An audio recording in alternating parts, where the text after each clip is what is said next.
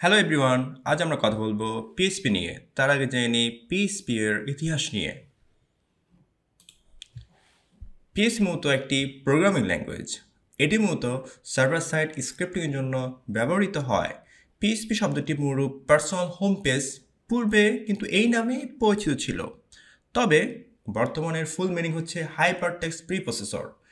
1993 সালে Danish Canadian programmer Erasmus লারডফ এর সৃষ্টি করেন এবং 1995 সালে তিনি এর সবার জন্য উন্মুক্ত করে দেন। অতএব পিএইচপি একটি বহুল ব্যবহৃত open source language. PHP development team, Gen technology এবং পিএইচপি ফাউন্ডেশন, যাদেরকে একসাথে পিএইচপি গ্রুপ নামে অভিহিত করা হয়, তারা বর্তমানে এই ভাষাটির রক্ষণাবেক্ষণ, রিসার্চ অ্যান্ড ডেভেলপমেন্ট সহ যাবতীয় উন্নয়নমূলক কর্মকাণ্ড করে থাকেন। পিএইচপির বর্তমান ভার্সন 8.4। পিএইচপি নিয়ে আরও বিস্তারিত জানতে আমরা ঘুরে আসব উইকিপিডিয়ায়। ফ্রন্ট এন্ড ওয়েবের অবিচ্ছেদ্য অংশ জাভাস্ক্রিপ্টের মতো পিএইচপিও একটি ডাইনামিকলি টাইপড ল্যাঙ্গুয়েজ, যার অর্থ পিএইচপিতে ভ্যারিয়েবল ডিক্লেয়ার করতে হলে কোনো ধরনের ডাটা টাইপ প্রদান করার প্রয়োজন পড়ে না।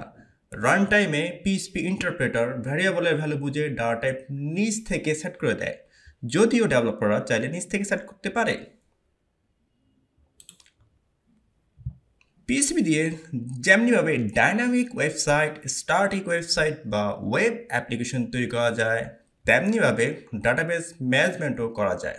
পাশাপাশি HTML, CSS, জাভাস্ক্রিপ্ট বা XML ইত্যাদির ভেতর খুব ফ্লেক্সিবলি পিএইচপি কোড লিখে একটি সার্ভার সাহায্যে রান করে যে কোনো ধরনের ছোট থেকে ছোট, বড় থেকে বড় অ্যাপ্লিকেশন তৈরি করা সম্ভব। যে কোনো প্রোগ্রামিং ল্যাঙ্গুয়েজ শেখার জন্য অফিসিয়াল ডকুমেন্টেশনের কোনো বিকল্প নেই। তাই পিএইচপি শিখতে অবশ্যই পিএইচপি ম্যানুয়াল পড়ুন। সাথে সাথে স্ট্যান্ডার্ড পিএইচপি কোড লিখতে PHP free community, the PHP standard recommendation পিএসআরগুলো পড়ে সেগুলো অনুসরণ করার চেষ্টা করুন। তো আজ এই পর্যন্ত। আল্লাহ হাফেজ। দেখা হবে, কথা হবে পরবর্তী পর্বে।